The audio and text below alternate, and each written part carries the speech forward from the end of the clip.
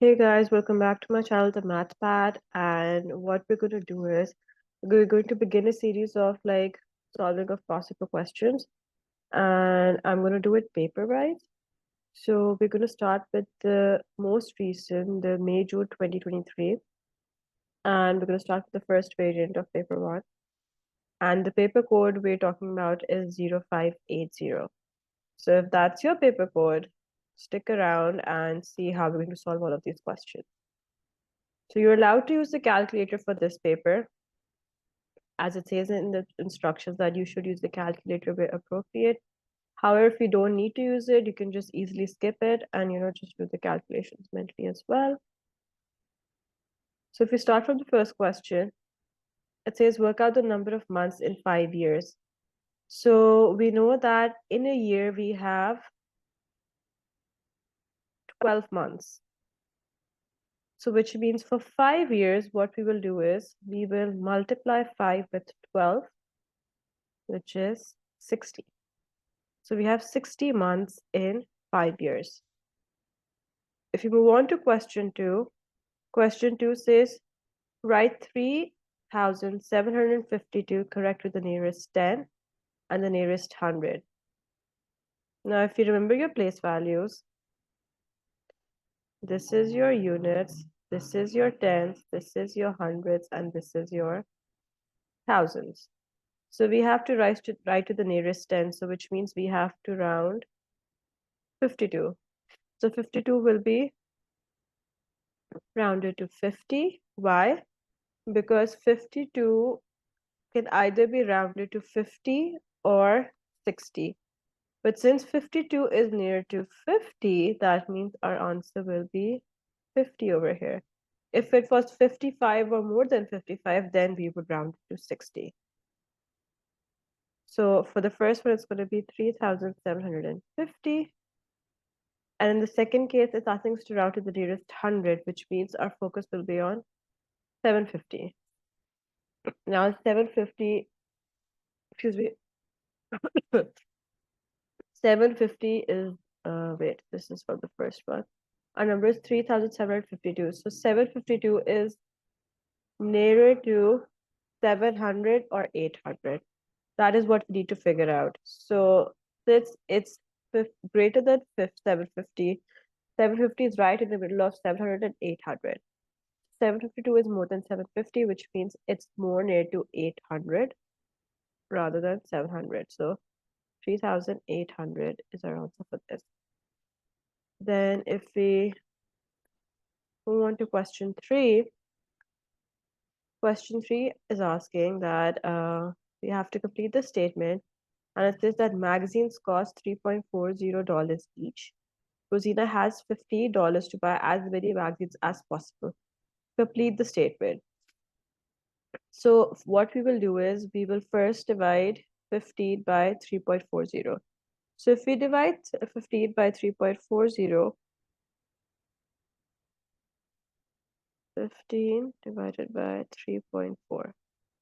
So we know that we can move the decimal over here, and when we move the decimal to the right side, we add a 0 in the numerator. So 150 divided by 34. So 150 divided by 34 is, we simplify it, that's 75 over 17. So 75 over 17. 17 times 4 is going to be 68, which will give us 7 over here.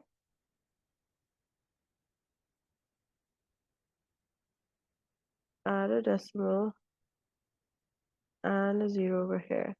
So we know for whole numbers, 4 magazines is the amount that we can buy from 3.40 each. We can pause the calculation over here for this and write 4 magazines. Now we have to figure out how much is left. So for that, we're going to do 3.4 times 4 first to see how much money was exactly spent on buying the 4 magazines. 16 at 13.6.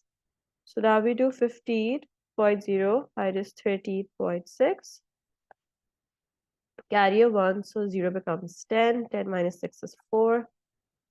5 became a 4, so 4 minus 3 is 1. So $1.4 is left. Then it says write down the mathematical name of four-sided shape that has a rotational symmetry of order 2 and no lines of symmetry. So first you need to understand the difference between a rotational symmetry of order and lines of symmetry. Lines of symmetry is that, for example, if we have a square has, these are all of the lines of symmetry of a square. Because however we cut it, if we cut it from the middle, like horizontally, it'll be symmetrical. The two parts will be symmetrical. If we cut it vertically, the two parts will be symmetrical. If we cut it diagonally, the two parts would once again be symmetrical. So in our case, they want us to write down a shape that has no line of symmetry, but has the rotational symmetry of order 2. So if we talk about the rotational symmetry part, rotational symmetry means that when you rotate the object, the number of times you rotate it to bring it back to its original shape, basically.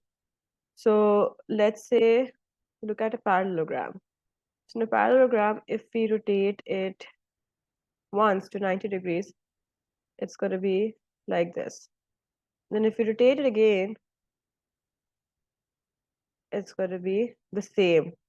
That's 180 degrees. So for a parallelogram, we're rotating it twice to go back to its original shape. So that means this shape has a rotational symmetry of order 2. Now for the line of symmetry, if we draw a parallelogram, it does not have a line of symmetry because if we cut the shape into two parts, there's no symmetry between the two parts. So no line of symmetry and rotational symmetry of order 2. So that is a parallelogram. Then if we look at question 5 is saying that we have to find the mean of these numbers. So the formula for your mean is sigma, sorry, not for this one. So in this sense, it's ungrouped data. So we have definite values. So it's going to be sum of values divided by the number of values. So by sum of values, I mean that we're going to add all of these given data values in the numerator, and the denominator, we're going to write the number of values that we have. So the number of values we have are 1, 2, 3, 4, 5, 6, 7, 8, 9. We have 9 values. And in the numerator, we're going to just add them up. So to make it quick, we're just going to directly plug in the values in the calculator. So 21 plus 8 plus 15 plus 32 plus 3 plus 29 plus 19 plus 45 plus 8. So that is 180. So we know 180 and 9 come in the same times table. So 180 divided by 9 is 20. That is your answer for this. Then if you look at question 6, it says a train journey starts at 21:43. It takes 8 hours and 32 minutes. Find the time the journey finishes. So we add 8 hours and 32 minutes to 21:43. 3 plus 2 is 5. 4 plus 3 is 7. 8 plus 1, 9. And 2 comes down as it is. Now, obviously, in our 24-hour clock, the time ends at 24, then like a new day starts. So first thing, in the minutes part, we know that 60 minutes is the highest number of minutes. Like it can't be greater than 60. So what we will do is we will take 60 minutes from 75 and add that as an hour to our 29. So what's going to happen is that it's going to become 30, 15 over here. Now we have to figure out where 30 comes. So already our journey was starting at 21:43. So if we draw the clock, 24, 23, 22, 21. So I'm going to do it backwards. So this is basically night we are basically.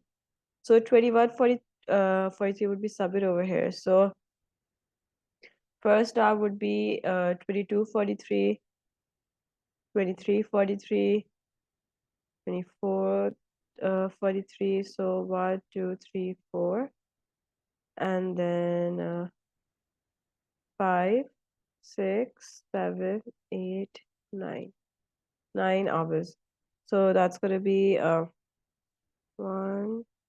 2, 3, 4, 5, 6. So we're basically this time is 6:15 a.m. because this was nighttime basically 21:43. So obviously after 24, like 12 o'clock, so another day starts. So when we start counting the number of hours, we go back to daytime, so it's 6:15 a.m. It's important to write AM so that like the examiner knows which part of the day you're talking about, like the exact time at which the journey finishes. Then if we move on to the next question, it's saying write these numbers in order starting with the smallest. So we already have this in decimals, this in decimals. So 7% is basically 7 over 100. Convert the fraction to decimals, which would be 0.07. Why 0.07? Because every whole number, imagine every whole number has a decimal at its end. So since there are 2 zeros in the denominator, which means we will move the decimal 2 places to the left side. Hence 0.07. Now the other fraction, 15 over 213. To save time, just directly plug in the calculation in the calculator. So 15 divided by 213, that is 0.0704. Let's just stop at the fourth decimal place. So now if we compare the smallest to the biggest, smallest right now is 0.07. Then we have is, so 0.07 should be written as 7%. For your understanding, I'll just write it like this: 0.07 and 0.0704. Then comes your 0.7 and then 0.071. So based on the numbers given in the question, 7% first, then 15 over 213. Then we have 0.7. Sorry, not 0.7, 0.071. 0.071 and 0.7. So that's the smallest to the largest. Question 8 says write the fraction 24 over 84 its simplest form. So since 24 and 84 both are even numbers, and we know that the digits 2, 4, and 8 come in the 4 times table. So let's start with like simply dividing both the numbers by 4. So we know 24 divided by 4 is 6, and 84 divided by 4 is 21. So 6 over 21. 6 and 21 are both appearing in the 3 times table. We know 3 times 2 is 6 and 7 times 3 is 21, which means we divide both by 3, and that gives us 2 over 7. That is the simplest form, since 2 and 7 are prime numbers and they don't come in any of the times table, so stop at that point. Simplify 3a minus 5b minus a minus 6b. Now, in this case, we have to first identify what our like terms are. So in this case, our like terms, 3a and a are like terms, and 5b and 6b are like terms, which means when we combine the like terms, that's going to give us the simplified version for this expression. So 3a minus a, let's write them collectively, and minus 5b minus 6b. 3a minus a is 2a, minus 5b minus 6b is minus 11b. We cannot further simplify this because there are no other like terms. So 2a minus 11b is our simplified form. Question 10 says the cost of hiring a bicycle C dollars for Y hours is given by the formula C equals to 12 plus 3.5y. Maria pays $36.50 to hire this bicycle.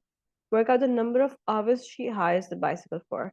So what we have is the amount that she's paying, and we need to figure out the hours. So which means that is the cost of hiring the bicycle that she's incurring. So we're going to replace the C value with 36.50. Now, if you look at the equation, we just have one unknown variable, which is y.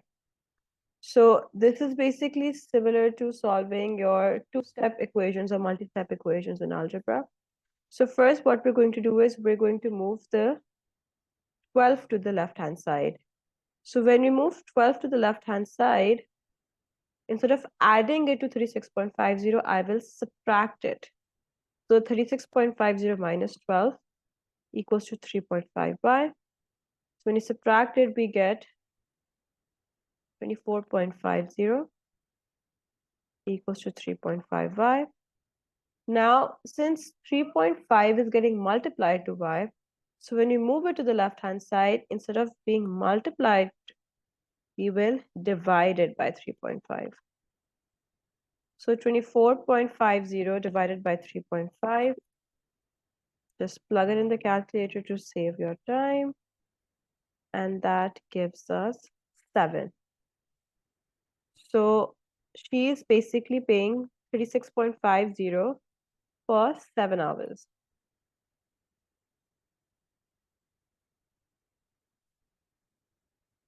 Question 11 is for vectors. So we have a vector which a equals to 3, 7 and b equals to negative 2, 5. This is even used for matrices as well, not just vectors actually. So we have to solve a minus 2b. So replace a with 3, 7 and b with negative 2 and 5. So first what we do is we multiply 2 with negative 2 and 5. So that would give us negative 4 and 10. Next is to solve the top numbers with each other and the bottom numbers with each other. So basically we're solving it horizontally. So 3 minus negative 4 and 7 minus 10. So 3 minus negative 4 is 3 plus 4, which is 7. And 7 minus 10 is negative 3. So 7, negative 3 is your answer for this. Question 12a says the diagram shows a pair of parallel lines and a straight line. Write down the geometrical reason why the value of x is also 52. So now if you have done parallel lines, one of the main properties of parallel lines is that alternate angles are equal to each other. This and this, these two are alternate angles. They're on the, basically if they lie on the opposite side of the line that is cutting the parallel lines, they're alternate to each other. So the reason would be alternate angles. Then if we move on to 12b, it says find the value of y and write down the geometrical reason for your answer. So basically what we will do is we will subtract 126 and 38 from y. Now the reason being for that, these angles are lying at a point. It's not on a straight line. It's like not like in parallel lines or anything. It's lying on a straight line. It's lying on at a point. So angles at a point always equal to their sum always equals to 360. So that's why we subtract 126 and 38 from 360, which gives us 196 degree. So your reason would be angles at a point equal to a sum of 360.